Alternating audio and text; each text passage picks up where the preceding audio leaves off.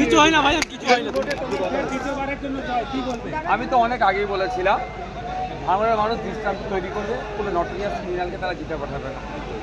32,088টা লিডে আমি জিতে পেরেছি, ভাঙড়ের মানুষের দোয়া আশীর্বাদ। দেখুন, ব্যাপারটা হচ্ছে তৃণমূলের কেন পরাজয় হয়েছে। সামান্য একটা স্কুলে তথা মাদ্রাসার ম্যানেজিং কমিটি নির্বাচনে এরা কি করে, প্রার্থী দাঁড়াতে দেয়নি বা সেখানে ছাপ্পা মারে। এদের পায়ের নিচে মাটি কতটা আছে শক্ত সেটা তারা চেক করেনি। মানুষ সুযোগ পেয়েছে এবং সরকারকে বদলে দিয়েছে। তবে হ্যাঁ, আমাদের সংযুক্ত আমাদের যে আইএসএফ বামেদের মধ্যে প্রার্থীর সংখ্যা বেরোলে বেশি হলে ভালো লাগতো।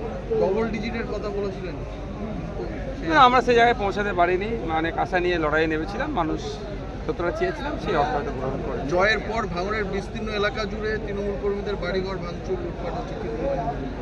আমার কাছে এখনো পর্যন্ত ফোন নাই। যদি এরকম ঘটনা ঘটে থাকে আইএসএফে যদি থাকে, আমি এখনই ভাঙড়ে যাচ্ছি। কোনো ধরনের এই ধরনের অরাজকতা করতে দেবো না। দলীয় কর্মীদেরকে নির্দেশ দেবেন? ভাঙড়ের সাধারণ মানুষের কাছে আমার আবেদন যে হিংসা আমরা জড়াবো না।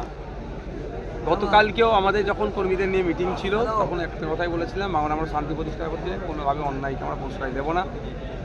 শান্তি শৃঙ্খলার সাথে বাংলা মানুষ বারবার বলেছিলেন সাম্প্রদায়িক শক্তির বিরুদ্ধে আপনার লড়াই চলবে, বিজেপির বিরুদ্ধে আপনার লড়াই চলবে, কি বলবেন? অবশ্যই লড়াই চলবে, যতদিন এই বিজেপি সাম্প্রদায়িকতা করবে তার বিরুদ্ধে লড়াই চলবে, কোনো বন্ধ থাকবে না। আপনার জয় কি মনে হচ্ছে? সরকার মোল্লাকে যেভাবে দায়িত্ব দেওয়া হয়েছিল দেখুন, সরকার সাহেব ভাঙড়ে এসে ভাঙড়ের মানুষকে খুন করেছে, এর থেকে বেশি কিছু করেনি।